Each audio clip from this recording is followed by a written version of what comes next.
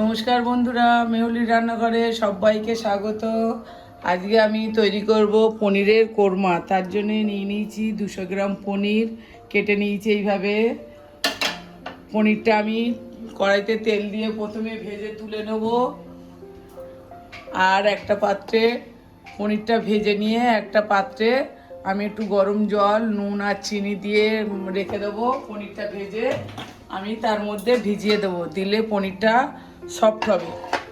এই ধারে আমি একটা পাত্রে একটু জল বসিয়ে দেবো। এদিকে আমি অল্প করে একটা পাত্রে জল বসিয়ে দেবো, দিয়ে একটু গরম হলে নুন আর একটু চিনি দিয়ে দেবো। পনিরটা ভেজে এই গরম জল নুন চিনির মধ্যে দিলে পনিরটা সফট হয়, খেতে ভালো হয় পনিরটা। আমি একটু নুন আর একটু চিনি দিয়ে দিলাম। নুন আর চিনি দিয়ে জলটা আমার গরম হয়ে গেছে, আমি গ্যাসটা নিভিয়ে দিলাম। এবার আমি পনিরটা ভেজে নেব।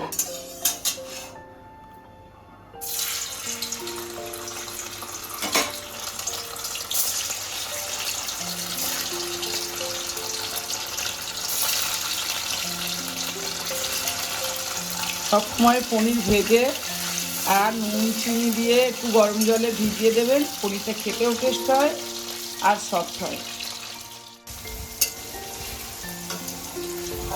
পনিরটা আমি দুই তিনে ধরে নেড়ে ভেজে নিয়েছি। আমি খুব লাল করে ভাজবো না, হালকা করে ভেজে নিয়েছি।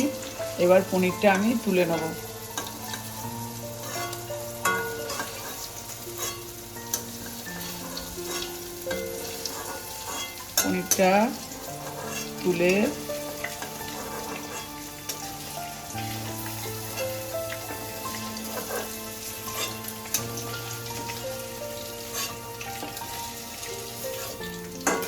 পনিরটা তুলে নিয়েছি। এবার আমি যে গরম জলটা করে রেখেছি নুন চিনি দিয়ে ওর সঙ্গে ভিজিয়ে দেবো, ওতে দিয়ে দেবো। আমি দিয়ে দিলাম। দিয়ে এবার আমি কড়াইতে শুকনো লঙ্কা ওই তেলের মধ্যে দিয়ে দেবো।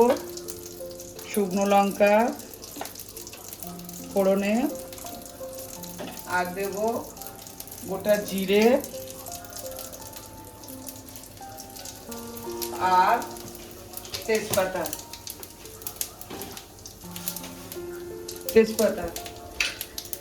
ফোড়ন দিয়ে এবার আমি এতে বেটে রেখেছি 1 চামচ পোস্ত আর 8টা থেকে 9টা কাজু বাদাম, 6টা কাঁচা লঙ্কা আর কিশমিশ দিয়েছি গোটা 10 দিয়ে একসঙ্গে বেটে নিয়েছি। এর সঙ্গে আমি টক দইটা 2 চামচ, ছোটো চামচে 2 চামচ টক দই দিয়ে ভালো করে মিশিয়ে নেব।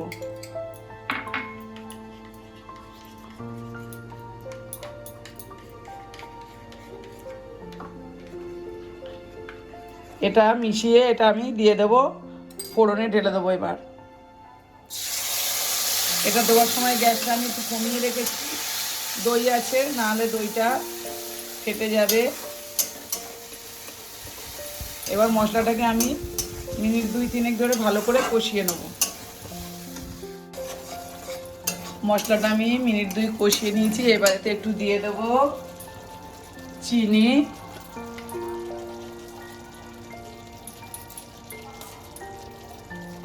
নুন পরিমাণ মতো,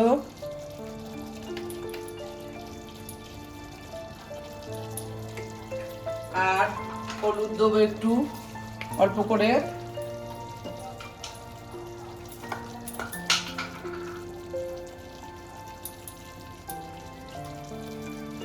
আর দেবো একটু লঙ্কার গুঁড়ো।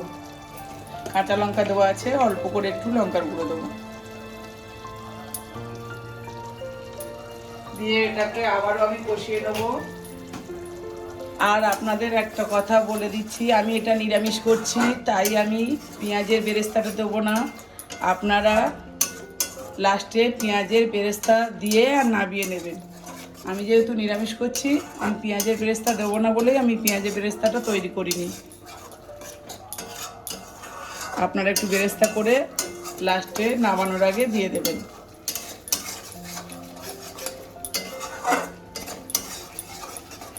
আমি মশলাটাকে আবারও একটু ভালো করে কষিয়ে নেব।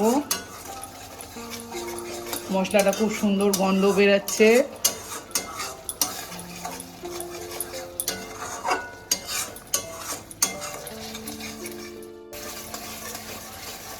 মশলাটা আমার কষানো হয়ে গেছে। এবার আমি পনিরটা নুন চিনি দিয়ে যে গরম জলে ভিজিয়ে রেখেছিলাম ওইটা আমি সবটাই ঢেলে দেবো, আলাদা কোনো আর জল দেবো না।